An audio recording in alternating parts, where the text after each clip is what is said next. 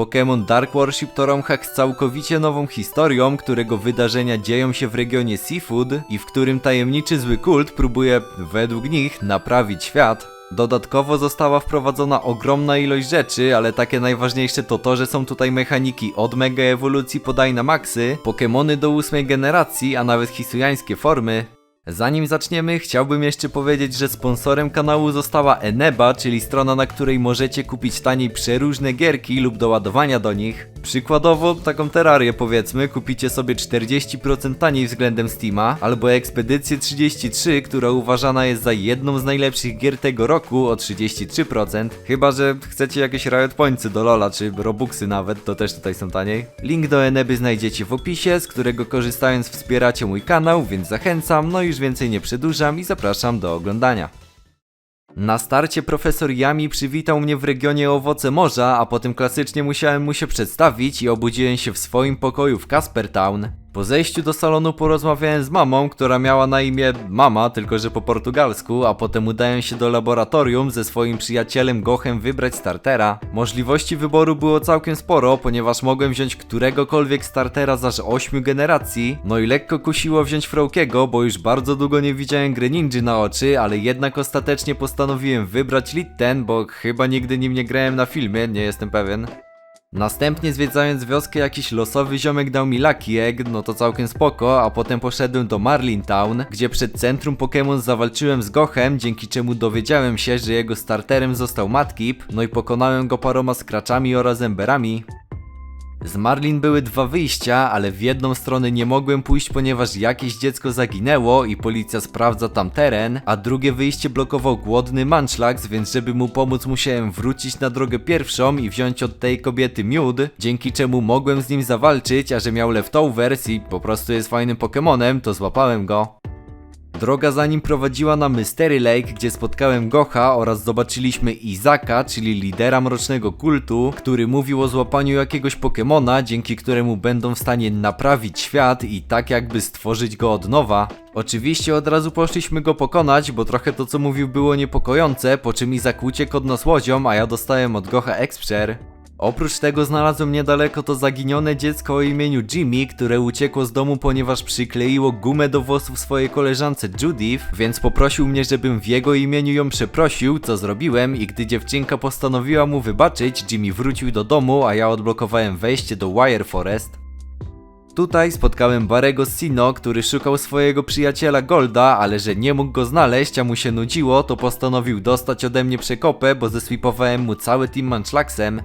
Potem doszedłem na drogę drugą, gdzie zobaczyłem jak 4 Mankeje atakują jakiegoś losowego profesora, więc od razu rzuciłem mu się na pomoc i w zamian za to dostałem Dynamax Band, co ciekawe, a oprócz tego Litten ewoluował w Torrakata. Następnie doszedłem do Coral City, gdzie znajdował się pierwszy gym specjalizujący się w typach walczących, a że trenerzy coś tam myślą w tej grze i mój team na Fighting Type za dobry nie jest, wróciłem na Mystery Lake, gdzie złapałem sobie Ralts i teraz mogłem zawalczyć z liderem o imieniu Sonen. Zacząłem na Scraggiego Ralts, którą od razu zdynamaxowałem i zone-shotowałem go Fairy atakiem. Drugi był Hawlucha, który padł na 2 Fairy ataki, zostawiając mojemu Pokemonowi 3 HP. No i ostatni został Electabuzz, którego Torrakatem oraz Munchlaxem bezproblemowo pokonałem. Po zdobyciu odznaki przybiegł do mnie Goch, który powiedział, że badał sprawę tego mrocznego kultu i jakieś wskazówki doprowadziły go do tego, że chcą oni złapać jakiegoś potężnego, legendarnego Pokemona znajdującego się w jaskini Luris. Od razu tam pobiegłem i po walce z grantami tego kultu Ralts ewoluowała w Kirlię oraz złapałem Markrowa, a w głąb jaskini ponownie spotkałem Gocha, który powiedział mi, że widział jak Izak wchodzi do pomieszczenia, do którego żeby wejść trzeba rozwiązać pewną zagadkę. Ogólnie to polegało na rozczytaniu jakiegoś tam języka dziwnego i naciśnięciu kamieni w odpowiedniej kolejności, ale zamiast próbować użyć mózgu, to po prostu znalazłem w internecie takie zdjęcie pomocnicze i tak to rozwiązałem. W środku zobaczyliśmy jak Izak łapie Yveltala i dowiedzieliśmy się, że planuje złapać jeszcze Zernisa, żeby przywołać najświętszego Pokemona, no i w sumie tyle, bo potem uciekł, ale chociaż mogliśmy sobie wziąć po skamielinie. Następnie od razu przeszedłem do kolejnego miasta Solaris, gdzie w ogóle dopiero teraz dostałem Pokédex, bo wcześniej profesor zapomniał mi go dać, a potem przed gymem spotkałem Golda, który chciał zawalczyć, więc szybko go pokonałem. Jeszcze przed liderem w jednym z domów pewien dziadek chciał Toxela za Electrike'a zamienić, więc wróciłem się go złapać, bo Toxel i jego ewolucja to szczerze jedne z fajniejszych Pokemonów jakie powstały, no i teraz udają się na liderkę typu Dark Katrinę. Zacząłem Toxelem na Wulabiego, którego sparaliżowałem Nuzlem, po czym obiłem do połowy HP i seedami przed padnięciem, a dobiłem go 2 wing atakami Markrowa. Drugi był Morpeko, którego minimalnie obiłem plakiem, a potem wystawiłem Torrakata, zdynamaxowałem go i zone-shotowałem przeciwnika ognistym atakiem. Przedostatni był Umbreon, którego jeszcze pokonałem spamując walczące ataki. No i ostatni został Oricorio, którego resztą Pokemonów bez problemu pokonałem. Po zdobytej odznace na drodze 5 znalazłem takiego gołta, no i drugi raz już nie mogłem go nie wziąć, więc dołączył do mojej drużyny, a chwilę później zamienił się w Frogadiera, dodatkowo Torracat w Incineroara oraz Toxel w Toxtricity. Następnie doszedłem do Shelltown, gdzie dowiedziałem się, że starcowi Iranau mroczny kult ukradł Eevee, ale na szczęście bezproblemowo udało mi się go znaleźć i odzyskać na pobliskiej farmie, w trakcie czego Munchlax w końcu nabił szczęście i ewoluował w Snorlaxa, a w zamian za pomoc dostałem Shiny Charma, który nie za bardzo się przydał, bo mogę zaspoilerować, że nie znalazłem ani jednego Shiny Pokemona. Dzięki temu odblokowałem dostęp do starej kopalni, gdzie w kamieniu znalazłem Duskstone, z pomocą którego ewoluowałem Markroa w Honchkroa oraz jeszcze Kirlia ewoluowała w Gardevoir, a potem doszedłem do nowego miasta Starboard. W trakcie zwiedzania z daleka usłyszałem rozmowy 4 ludzi o tym, że ktoś niebezpieczny jest w mieście, kogo nie mają jak z niego wyrzucić, i jeszcze coś powiedzieli o pewnym jaju znajdującym się tutaj, które według legend ma ocalić świat, więc nie mogą pozwolić, żeby zostało zabrane. Od razu pobiegłem zaoferować im pomoc, no i w sumie zanim zdążyliśmy pomyśleć nad planem, to wszyscy niebezpieczni ludzie z miasta, czyli 2 w miarę silnych kultystów do nas przyszła i powiedziała, żebyśmy im oddali jajo, ale no oczywiście tego nie zrobiliśmy i po prostu razem z tutejszym liderem Morganem pokonaliśmy ich. Po walce musieli stąd uciec, a Morgan powiedział mi, że jajo jest bardzo słabo chronione i nie ma pojęcia co z nim zrobić w razie powrotu kultu, to powiedziałem mu, że w sumie to może mi je dać i ja będę je przy sobie nosił, więc mega odpowiedzialny lider stwierdził, że osoba, którą poznał 5 minut wcześniej, będzie idealną osobą do zaufania. Po tym wszystkim chciałem z nim zawalczyć o odznakę, ale powiedział, że walczy tylko z ludźmi, którzy do niego podpłyną surfem oraz że powinienem najpierw zawalczyć o odznakę w mieście Capri, ponieważ jeszcze jestem za słaby, a on nie lubi walczyć ze słabymi ludźmi, czyli uważa mnie za słabego, ale mimo to powierzył mi opiekę nad jakimś legendarnym jajem. W drodze tam spotkałem jak zawsze rozgadanego Reda, którego szybko pokonałem, a potem musiałem przejść przez miasto Abaco, gdzie znajdowała się liderka typu Fairy Vince, której zesweepowałem Team Returnami Snorlaxa, tylko tam Sylviona na końcu musiałem dobić Toxtricity Team. Po odznace chciałem wyleczyć swoje Pokemony, ale przed centrum wbiegł we mnie jakiś przerażony ziomek i powiedział, że potrzebuje pomocy, ponieważ dziwni ludzie ubrani na czarno napadli na tutejsze muzeum. Od razu po wyleczeniu tam poszedłem, no i oczywiście tymi złymi ludźmi był ten kult, no i tylko musiałem tam pokonać paru grantów, co w sumie nic nie dało, ponieważ i tak ukradli jakiś dziwny kryształ, który ma im pomóc przywołać najświętszego Pokemona. Następnie, żeby przejść dalej, musiałem panu Robertowi znaleźć zaginionego Chimchara, a potem pokonać Gocha, w zamian za co dał mi surf, z pomocą którego mogłem dopłynąć do Suffolkia Town. Znajdowała się tutaj pewna wieża, w której mieszkali Ino oraz Asha i Asha miał dla mnie jakąś misję, dzięki której dostałbym Dexnav, to nawet tego nie robiłem, bo mi się nie chciało, ale za to Ino powiedziała, że jeśli przyniosę jej 10 pustych skorup, da mi wszystko co potrzebne do mocy mega ewolucji. Żeby je znaleźć, musiałem wchodzić w interakcję z takim białym czymś na ziemi, chyba to są muszle po prostu, i niektóre z nich dawały mi właśnie ten potrzebny item, a gdy już zdobyłem ich odpowiednią ilość, mogłem wrócić i odebrać nagrodę. Po tym dowiedziałem się, że niestety nie mogę mega ewoluować Gardevoir, ponieważ jeszcze nie mam możliwości zdobycia kamienia, ale w trakcie szukania jego lokalizacji dowiedziałem się, że w markecie w Abaco City mogłem kupić fajną miksturę zmieniającą abilitkę Greninja na Battle Bond, co oczywiście pozwala mi na odblokowanie w trakcie walki formy aż Greninja. Następnie musiałem przejść przez lodową jaskinię, gdzie zatrzymał mnie Alan, czyli ten ziomek z anime Skalos, co miał mega Charizarda, no i powiedział mi, że od dawna mnie obserwuje oraz chciałby ze mną zawalczyć, więc szybko zrobiłem swoim Greninjom z jego Charizardem to, co powinien zrobić aż w finale. Teraz w końcu doszedłem do tego Capri City, gdzie nie mogłem zawalczyć z liderką, bo dowiedziałem się od Alana, że została porwana przez kult, więc musimy ją odnaleźć. Żeby to zrobić, udałem się w głąb pobliskiej jaskini i zobaczyłem tam, jak niby porwana liderka Lorena po prostu sobie chodzi i rozmawia z Isaaciem o tym, że nie pozwoli na to, żeby ukradł jakiś manuskrypt, ale kiedy chciała z nim zawalczyć i wezwać policję, to on wystawił Glalie, który ją zamroził Icebeamem. Od razu po tym pobiegłem z nim zawalczyć i go na spokojnie pokonać, mimo czego i tak przeczytał manuskrypt, więc za dużo to nie dało, ale chociaż w zamian za to, że go pokonałem, zdradził mi, że żeby odmrozić liderkę, potrzebuje Asperberry, Revive oraz Iceheal. Gdy już miałem te itemy, poszedłem do babci mieszkającej w jednym z domów, która stworzyła miksturę odmrażającą, po użyciu której Lorena wróciła do żywych, a po opowiedzeniu jej wszystkiego, co się stało, zdradziła mi, że w manuskrypcie jest coś o legendarnej mocy, którą zdobywa się poprzez połączenie X oraz Y, czyli Zernisa i Yveltala, a jak już wiemy, tego drugiego dawno temu złapał, zostało mu tylko X.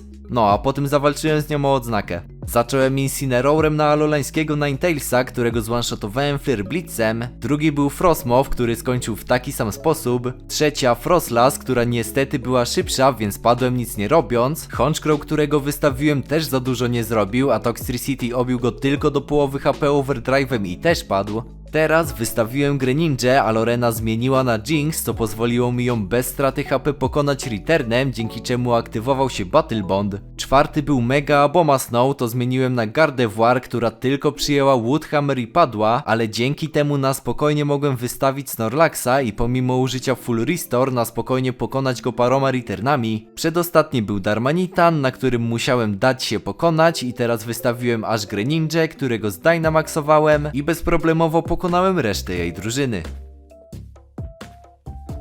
Po walce podszedł do mnie jakiś losowy dziadek, który powiedział, że widział moją walkę z liderką w telewizji i stwierdził, że jestem przepotężnym trenerem, przez co dał mi Skull Relic, czyli item pozwalający mi wchodzić na takie oto teleporty i teleportować się między miastami.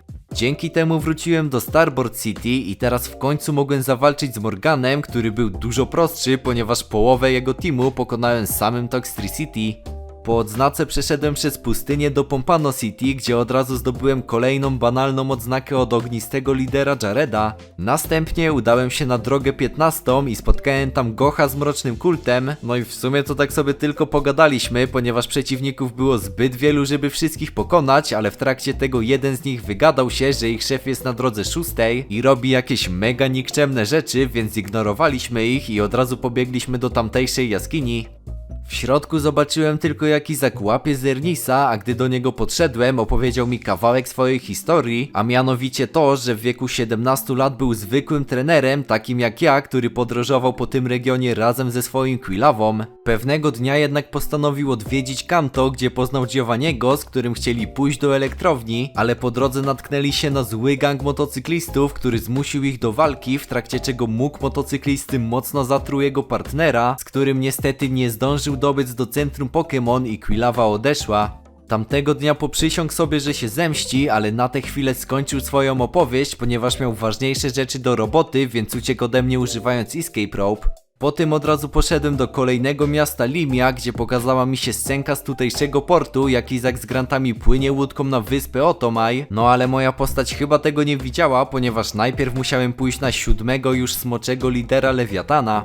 Zacząłem Greninją na Sandacondę, którą od razu zone-shotowałem surfem. Drugi był Scrafty, więc zmieniłem na Gardevoir, która zone-shotowała go używając Drain Keys. Trzeci Mega Gyarados, który był lekkim problemem, ponieważ zone-shotował Gardevoir Crunchem oraz Toxtricity Earthquake'em, ale na szczęście Honchkrow jakimś cudem paroma foulplayami zdołał go pokonać. Czwarty Dragonite, na którym poświęciłem Honchkrowa, żeby na spokojnie wyszedł Greninja i pokonał go 2 Ice Beamami. Przedostatni został Appletun, więc przyszła pora na zdynamaxowanie Greninji i zone-shotowanie przeciwnika lodowym atakiem. No i ostatni został Dynamax Heliolisk, którego trochę obiłem i padłem, Incineroarem obiłem go jeszcze trochę, a walkę zakończyłem Snorlaxem. Po tym, oprócz dostania odznaki, dowiedziałem się jeszcze od niego, że lider kultu popłynął na wyspę Otomai, więc poprosił mnie, żebym poszedł się nim zająć i dał mi bilet właśnie na tę wyspę, a on się zajmie pilnowaniem miasta przez ten czas. Od razu się tam udałem i zobaczyłem, jak kult wchodzi do jakiejś świątyni, do której wbiegłem za nimi i pojawił się pewien problem, ponieważ po chwili z niej wyszedłem, żeby Pokemony wyleczyć i w tym momencie zbugowała mi się gra, ponieważ normalnie powinienem móc do niej wrócić, co w moim przypadku nie było możliwe, bo nagle zaczęła trząść się ziemia i świątynia zamknęła się na zawsze. Jakby co, no to z tego co sprawdziłem w internecie, to tam w środku powinienem zobaczyć, jak Izak łapie Zygarda, a potem z nim walczę, tylko że byłaby to walka, którą musiałbym przegrać, bo każdy jego Pokémon miałby 100 level i potem po prostu by stamtąd odszedł, oszczędzając mnie. Mimo to na szczęście mogłem kontynuować fabułę, więc wróciliśmy z Gochem do laboratorium profesora Yamiego, któremu opowiedzieliśmy o wszystkim, co się stało, czyli o tym, że kult zdobył ich świętego Pokemona Zygarda. Po krótkiej burzy mózgów profesor wpadł na pomysł, że potrzebujemy czegoś siłą podobnego do 3 legendarnych Pokemonów Izaka i wtedy powiedział, że ktoś kiedyś w regionie dostał pewne jajo, w którym powinna być druga kopia Zygarda, więc musimy je odnaleźć, wykluć i dać Yamiemu go przebadać. Okazało się, że tym jajem, w którym był Zygard, to było to jajo, które dostałem do pilnowania od Morgana i szczerze myślałem, że on dawał jajo jako item, ponieważ tego nie sprawdziłem, a trochę dziwnie by było chodzić z legendarnym Pokemonem tak wcześniej w grze, no ale mniejsza z tym. Wróciłem z nim do profesora i po przebadaniu go dał mi Z-Cube, żebym mógł go ulepszyć, no i teraz powinna mnie czekać najgorsza rzecz w Pokemonach, czyli szukanie komórek Zygarda, ale stwierdziłem, że jak mamy się tak bawić, to na pewno dam radę bez niego i schowałem go do boksa. Następnie udałem się do Rangiroa City, gdzie poznałem Mei, którą szybko pokonałem i dowiedziałem się od niej, że ostatnia już liderka typów normalnych Rebecca aktualnie odwiedza rodzinę w Solaris City, a że jestem potężnym egoistą, to nie pozwoliłem jej na miłe spędzanie czasu, tylko od razu po nią poszedłem, dzięki czemu zawalczyliśmy. Zacząłem Toxtricity na Dunsparce'a, którego po aż 5 Boomburstach udało się pokonać i zużyć full restore. Drugi był Snorlax, którego sparaliżowałem nazlem i padłem, po czym wystawiłem swojego Snorlaxa, użyłem Belly Drum i zone-shotowałem przeciwnika Returnem. Trzeci był Mega Kangaskhan, który niestety zone-shotował mojego Pokemona Double Edge'em, zanim zdążył cokolwiek zrobić, więc w takim razie wystawiłem Honchkrowa, żeby też dostał one-shota od tego ataku, ale takim sposobem Kangaskhan zbił sobie już ponad połowę HP. Teraz wystawiłem Greninja, którego zdynamaxowałem i użyłem mroczny atak, kiedy liderka zmieniła na Helioliska, więc w drugiej turze dobiłem go tym samym. Czwarty Miltank, który padł od jednego wodnego ataku. Przedostatni wrócił Mega Kangaskhan i strollowałem tutaj, nie wiem czemu, ale zamiast użyć priorytetowego Water Shuriken, to użyłem Surf, przez co padłem, ale na szczęście Incineroar dał radę go dobić z Dark Lariat, a ostatni został Indeedee, którego Gardevoir pokonała 2 Moonblastami.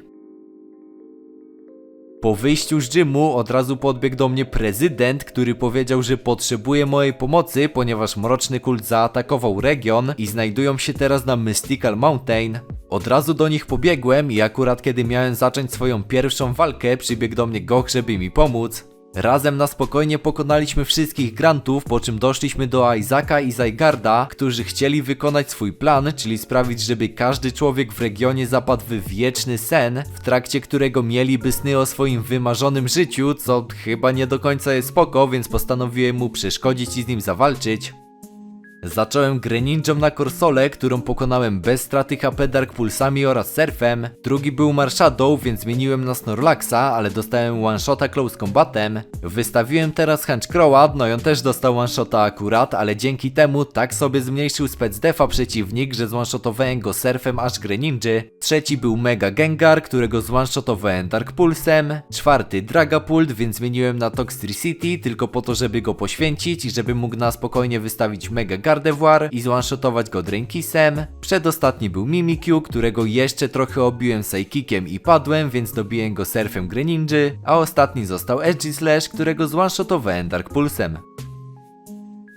Po walce musiałem zawalczyć z nim jeszcze jeden raz, tylko tym razem z Zernisem, Zygardem oraz Yveltalem, a że między tym moje Pokemony zostały wyleczone, to akurat było dużo łatwiejsze. Po tym pokonałem już wszystko, co Izak posiadał, dzięki czemu udało się go powstrzymać, więc mogła przyjść policja i go aresztować, a Zygard powiedział nam, że Arceus go wezwał, żeby służył u jego boku, czyli teraz będzie już czynił same dobro. No, takie oto zakończenie wątku. Po wszystkim udałem się na ligę Pokémon, po drodze pokonując Gocha oraz Alana i teraz na miejscu mogłem wziąć udział w turnieju, który polegał na tym, że najpierw walczę z 3 ludźmi w fazie grupowej, potem walczę w ćwierćfinale, półfinale i finale, no i dopiero potem mogę spróbować zawalczyć z elitarną czwórką, co jest potężną ilością potyczek, więc pozwólcie, że pierwsze 7 pominę, powiem tylko, że walczyłem z Meigladionem, Barym, Redem, Alanem, Enem oraz Gochem i przejdę od razu do elitarnej czwórki, którzy są mrocznymi rycerzami, a pierwszym z nich był Anibal. Zacząłem Incineroarem na Whimsicota, którego po wielu full restorach udało się pokonać Flamethrowerami. Drugi był Cradily, którego przed padnięciem jeszcze mocno obiłem Flare Blitzem, a potem pokonałem go 2 Dark Pulsami Greninja. Trzeci był Appletoon, który niestety Dynamaxował, przez co nie udało mi się go zone-shotować Ice Beamem, a mój Pokémon padł, więc wystawiłem Mega Gardevoir, która dobiła go Moonblastem. Czwarta była Kartana, która niestety zone-shotowała Leaf Blade'em Gardevoir, ale zdynamaxowany Honchkrow szybko pokonał ją 2 latającymi atakami. Przedostatni był Mega Venusaur, który padł od jednego tego samego ataku. No i ostatni został Rillaboom, którego pokonałem 2 wing atakami. Drugi był Leonidas. Zacząłem Incineroarem na Clivora, którego obiłem do połowy HP Flamethrowerem, po czym padłem, a dobiłem go Water Shurikenami Greninja. Drugi był Mega Heracross, więc zmieniłem na Honchkrowa, który dostał one-shota z Close Combat, to wystawiłem swojego Mega Pokemona i zone-shotowałem przeciwnika Moonblastem. Trzeci był Dynamax Buzzwole, którego udało się pokonać 2 tymi samymi atakami. Czwarty Scizor, więc zmieniłem na Toxtricity, którym sparaliżowałem go Nuzlem i obiłem do połowy HP Overdrive'em przed padnięciem, a dobiłem Moonblastem Gardevoir. Przedostatnia Volcarona, którą bardzo mocno obiłem Psychicami, po czym Gardevoir padła i teraz trollowałem, ponieważ wystawiłem Greninja, którego nie powinienem Dynamaxować, tylko po prostu użyć priorytetowego Water Shuriken, a tak to dostałem one-shota Backbuzzem niestety, ale na szczęście Snorlax dobił go Returnem. No i ostatni został Araquanid, którego 2 tymi samymi atakami pokonałem. Trzeci był Herkules. Zacząłem Toxtricity na Slowbro, którego bardzo mocno obiłem Overdrive'em, po czym Herkules zmienił na Victini, którego od razu sparaliżowałem Nuzlem i tylko mocno obiłem Boomburstami przez użycie Full Restore. Teraz wystawiłem Dynamax Greninja i dobiłem przeciwnika wodnym atakiem. Kolejny był Mega Medicham, którego też zone-shotowałem tym samym. Potem Dowblade, który padł od mrocznego ataku. Następny Dynamax Metagross, którego obiłem do połowy HP Dark Pulsem, po czym padłem, więc dobiłem go Foul Playem Honchkrowa. Przedostatni Tapulele, którego pokonałem 2 returnami Snorlaxa. A ostatni wróciło bity Slowbro, którego dobił też 2 i też returnami. Czwarty był Herodes. Zacząłem Incineroarem na Celestella, którego po długim spamowaniu Flamethrower udało się pokonać bez straty HP. Drugi był w końcu nie Mega Gyarados, więc zmieniłem na Toxtricity i zone-shotowałem go Overdrive'em. Trzeci Galariański Articuno, na którym Toxtricity niestety nic nie zrobił, a potem wystawiłem Honchkrowa i Herodes dopiero teraz go Dynamaxował, przez co mój Pokémon przegrał, ale chociaż obiłem go do połowy HP Foul Playem. Teraz wystawiłem Snorlaxa, który dobił go 2 returnami, nie wiem czemu nie użyłem Crunch. Czwarty był Mega Aerodactyl, którego przed padnięciem Snorlax jeszcze trochę obił, więc teraz wystawiłem Dynamax Greninja, który zone-shotował go wodnym atakiem. No i teraz również wodnymi atakami pokonałem 2 ostatnie Pokemony. I teraz po pokonaniu wszystkich rycerzy została jeszcze ostatnia walka z czempionem Joshuą, który okazał się synem Izaka. Powiedział mi, że przeze mnie jego ojciec trafił do więzienia i przez to mnie nienawidzi, więc zniszczy mnie w walce.